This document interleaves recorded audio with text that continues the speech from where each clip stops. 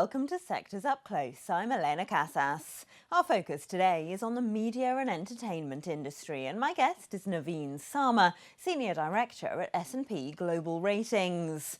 The past year has seen intense competition in the streaming industry. The pandemic-driven boom has faded, and consumers cut spending over fears of a possible recession, forcing companies to rethink their strategies. Netflix last week announced price cuts as it looks to maintain subscriber growth. Warner Brothers Discovery posted a $2 billion loss, blaming the economy for weakness in the ad market. And Disney announced job cuts in response to slowing subscriber growth. This makes the industry ripe for consolidation. Disney is reportedly in talks to unload its stake in Hulu to NBC Universal owner Comcast. All this while traditional linear TV continues to decline, and movie theatres so far have not won back patrons they lost during the pandemic. So, what's the outlook for the industry? Well, I'm joined now by Naveen Sarma of S&P Global Ratings. Naveen, hi, thanks for joining us. Let's start then with the streaming services. Are there too many of them and too much content out there chasing not enough subscribers? Absolutely. That's the basic problem with the sector. There's too many choices for consumers. If you add up the number of streaming services in the United States, and the average consumer will pay about $100 a month, which is actually more than they used to pay for pay TV. There needs to be fewer streaming services. The streaming services are making money, not just, of course, from our subscription fees, but also from advertising. So what impact has there been on that market with the recent economic uncertainty? Well, advertising is an important part for all of media. And so as you head into an economic recession, which is where we may be going this year, advertisers will pull back. That will impact advertising spending, and it will impact all of the media companies. The media companies are all trying to achieve profitability with their streaming services. Having a good advertising revenue stream is an important part of that. And so if there is a pullback, it's just going to delay when they can get to that profitability date.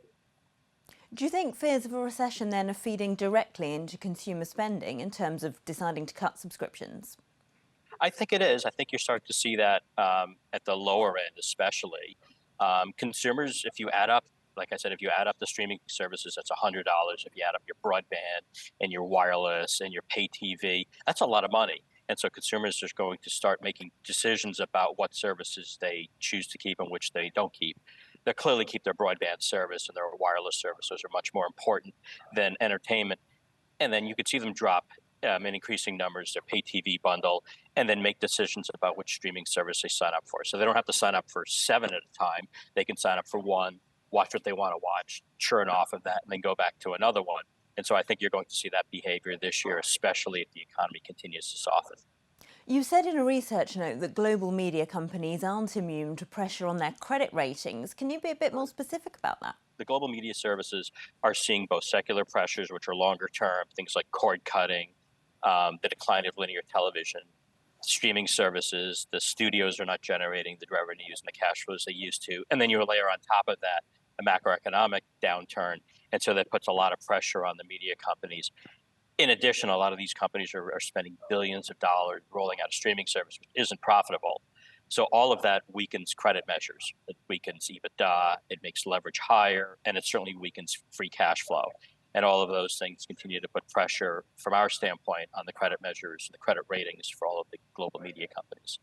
Naveen, do you think all the streaming services we currently see in the US, and indeed all the major linear TV broadcasters, will survive this crunch? Survive's a hard word or a harsh word, but I certainly think you're going to see M&A. You're going to see some consolidation, and you're going to see some companies. You've already seen this with companies like AMC Networks and Lionsgate, much smaller operators, who decided that they didn't have the scale or the cash flow to be able to make the investments in streaming services, and so they pulled back. I think you're going to see other companies decide that either they pull back on those streaming ambitions, or that they decide that they're going to partner or possibly sell themselves to somebody else. You also said that music and video game streaming companies will be more resilient than film and TV. Why is that? I think you're seeing a shift away from what we've considered legacy media companies, at least in terms of credit quality, as the linear TV business declines. You've got things like gaming, you've got things like music, which are interesting businesses because they are a bit more predictable. And and so maybe down the road those are more attractive businesses. They're more stable and generate more cash flow than the legacy linear TV businesses. Well, thanks so much for joining us, Naveen Sarma, Senior Director at S&P Global Ratings. Well, that's our roundup of the US media and entertainment sector. I'm Elena Casas, and this is Reuters.